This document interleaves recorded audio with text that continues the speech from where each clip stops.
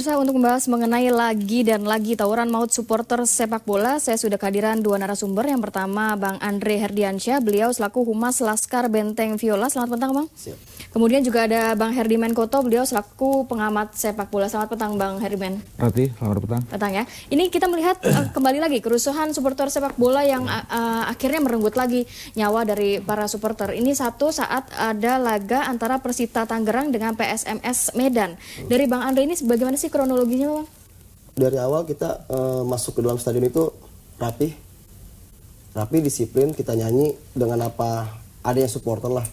Selayaknya supporter kita nyanyi semua. Tapi di sisi lain kita mendengar yel-yel lagu dari Tribun Timur dengan nada-nada yang menyindir kami gitu kan. Kami tidak gubris gitu. Sampai babak pertama selesai.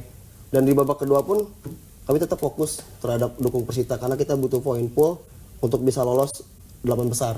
Gitu. Dalam pertandingan terakhir di babak 16 besar tersebut. Oke, kondisinya memang dari Persita sendiri melakukan komplain begitu ke manajemen saat sudah berakhir pertandingan? Ya, pada saat sudah berakhir pertandingan, beberapa dari Persita fans yang fanatismenya lebih tinggi dia turun ke center ban, lari menghadap ke manajemen, mempertanyakan beberapa kekalahan kita itu kenapa gitu kan, apa yang salah gitu dari semua ini gitu.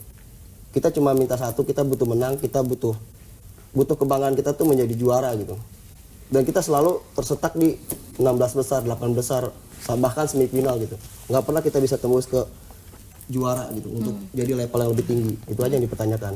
Oke, Bang Andre, ini sebenarnya kerusuhan terjadi antara sesama supporter atau justru tadi dikatakan ada oknum TNI? Ya, sudah jelas di situ ada supporter dari PSMS Medan yang hadir, khususnya Semek. Dan di sebelah kiri Semek itu ada beberapa teman supporter juga yang memakai baju atribut sama, berambut cepak, mungkin bisa dikatakan teman-teman dari TNI lah, gitu. Oke, dari sisi Bang Herdiman melihatnya bagaimana ini akhirnya kembali lagi begitu merenggut nyawa korban jiwa begitu yang memang kalau kita melihat ini bukan pertama kali terjadi, ini sudah penyakit sepak bola kita, Bang. Anda melihatnya seperti apa? Tewasnya Danu yang jenazahnya sudah dibawa ke Pekalongan ya, tadi malam. Dia adalah korban ke-17 sepanjang tahun ini. Dan saya pikir ketika Catur tewas lewat kembang api lontar di Stadion Patria di Bekasi, itu adalah catatan terakhir dalam drama sepak bola di Indonesia. Tapi itu kembali berulang. Dan saya pikir terlalu ironis kalau kita kembali berucap bahwa kita miris, kita sedih, segala macam. Tetapi yang namanya SDM sepak bola di Indonesia, apapun itu, siapapun itu, termasuk fans atau orang yang mengaku sebagai fans, itu tetap tidak bisa kontrol diri. Tetap tidak bisa berjalan dengan sebuah kata bahwa sepak bola itu adalah indah. Ya, ini yang terjadi. Kalau kita runut, bagaimana pertarungan PSMS Medan melawan Persita Tangerang? Ini pertandingan berlangsung di Cibinong di Bogor. Kita tahu PSMS butuh kemenangan untuk bisa lolos ke perempat final. Dan mereka menang. Dengan skor 1-0, mereka juga menjadi tim yang lolos ke quarter final atau ke perempat final di Liga 2 Indonesia. Ini tim juga punya ambisi untuk bisa kembali promosi ke Liga 1. Tetapi itu kemudian dinodai. Ya, kita melihat berapa banyak video yang kemudian menjadi viral di semua situs microblogging yang namanya sosial media apapun itu, bahkan juga ditonton oleh orang-orang asing dengan viewers itu mencapai 2 juta viewers. Dan ini sesuatu yang sangat menyedihkan buat kita gitu loh. Bahkan sehari sebelumnya kita juga melihat ada drama yang juga sangat kampungan di Stadion Kanjuruhan Malang ketika PSBK Blitar bermain melawan Persewangi Banyuwangi. Ini bikin kita nggak habis pikir. Seperti inikah wajah sepak bola Indonesia? Saya pikir tidak ya. Tetapi kita tetap saja disodori fakta bahwa ini dia ya, korban kembali berjatuhan ya. Dan beragam versi yang muncul. Tadi Mas Andre sudah menjelaskan background dari sampai terjadinya kericuan itu ya.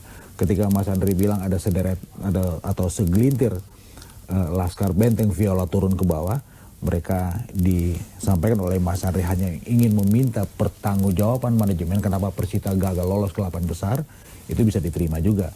Tapi di sisi lain kita juga mendengar versi bahwa sebetulnya Laskar Benteng Viola itu dinilai memprovokasi ya fans dari PSMS Medan, dari siapapun backgroundnya gitu, dan itu yang kemudian memicu terjadinya keributan, tawuran massal setelah pertandingan selesai.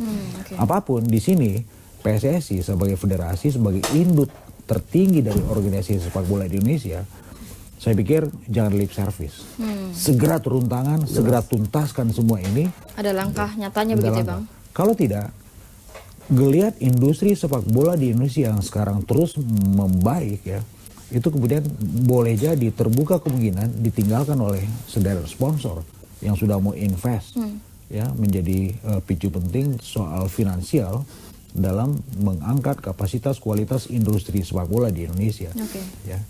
Jadi kalau kembali saya ulang cerita kita di program sebelumnya bahwa sampai kapan seorang ibu air matanya harus kering menangisi kepergian anaknya yang semuanya adalah sia-sia.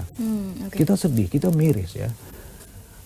Lepas dari semua itu, saya sebagai personal, sebagai pribadi mengucapkan ikut berduka untuk Danu dan keluarga yang ditinggalkannya. Seperti itu. Jadi sebenarnya memang karena ulah dari, bukan kita dapat katakan dari beberapa oknum akhirnya jadi mencoreng sepak bola Indonesia yang akhirnya berbuntut mungkin terhadap investor-investor industri sepak bola begitu terhadap industri sepak bola di Indonesia. Kalau kita melihat dari sifat atau karakter dari supporter sendiri Bang, apa yang membuat orang-orang atau supporter ini sangat fanatik akhirnya setelah memang tidak menang begitu untuk klub yang diidolakannya berbuat anarkis begitu Bang? Saya pikir harus melihat secara komprehensif ya, memanage sebuah pertandingan ya. Saya pikir local organizing committee atau Panpel yang menyelenggarakan pertandingan Persita melawan PSMS Medan di stadion Cibinong ya pada saat itu, dia juga harus strong sebagai Panpel ya. Security system di sini juga nggak jalan. Kenapa kemudian ratusan supporter PSMS Medan atau yang mengaku sebagai supporter PSMS Medan bisa tumblek-blek ke lapangan ya, dan mereka beraksi secara anarkis.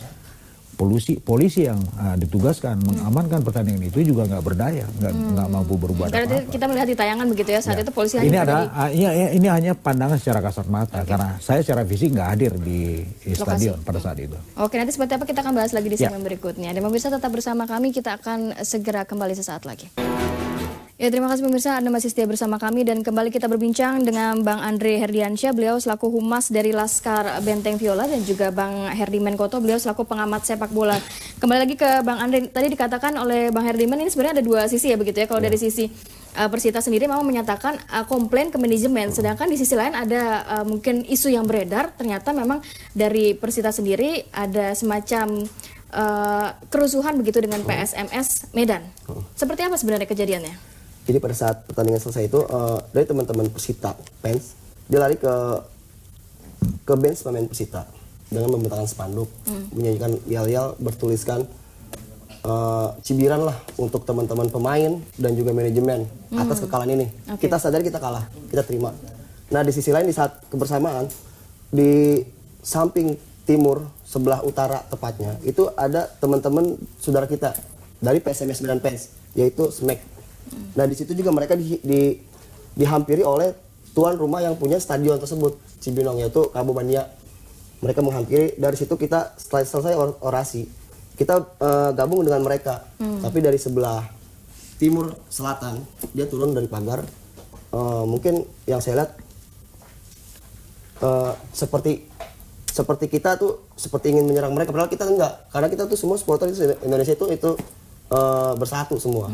Kita semua nggak ada jadi pure memang komplain begitu ya ke manajemen ya? Kita cuma komplain aja ke mereka, karena kita posisinya udah pertandingan selesai, kita di lapangan, ya mau apa lagi, kita kalah, masa ya sih kita mau ribut.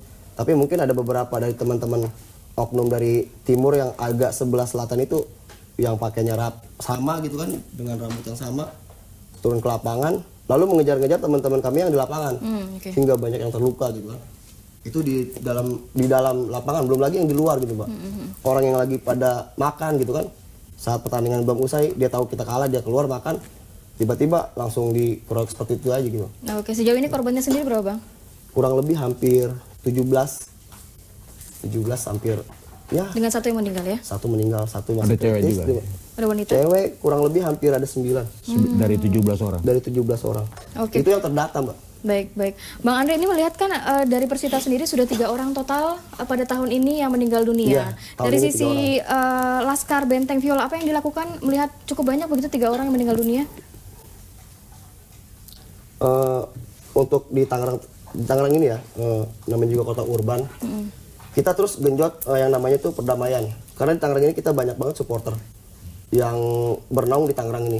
Alhamdulillah kita semua punya visi misi sama, perdamaian. Karena gimana pun juga kalau kalian ribut di Tangerang, yang jelek itu kami. Sebagai tuan rumah yang punya kota sendiri. Tangerang belongs to me, Tangerang milik kami gitu kan. Nggak ada lagi selain kami gitu. Tapi kalaupun ada, oke, yang penting kalian ikut aturan main kita gitu. Alhamdulillah sejauh ini selalu berjalan. Entah kenapa di beberapa minggu ini muncul kembali nih oknum-oknum yang mungkin tidak bertanggung jawab gitu.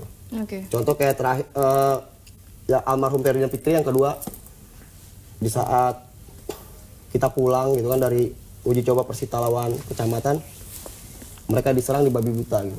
Oke, dari Bang Herdiman melihat wajah dari sepak bola nasional kita nih tidak hanya kekerasan atau kerusuhan terjadi antara supporter, ternyata wasit juga, kemudian pemain juga begitu. Apa yang perlu dilakukan oleh sepak bola nasional kita? Tafakur. Tafakur, seperti apa Bang contohnya? Karena sekarang kita melihat bagaimana kompleksitas persoalan yang mendera persoalan sepak bola Indonesia itu komplit sekali ya. Kita melihat bagaimana ada penonton yang lolos ke dalam stadion pakai kembang api lontar dan itu kemudian berefek negatif. Kita melihat bagaimana kontrol emosi yang tidak begitu bagus, lalu kemudian terjadi tawuran massal ketika sebelum kick off atau setelah pertandingan selesai. Bahkan juga ada yang jatuh dari kendaraan yang membawa mereka masuk atau keluar dari stadion. Ada yang terlibat dalam penusukan segala macam.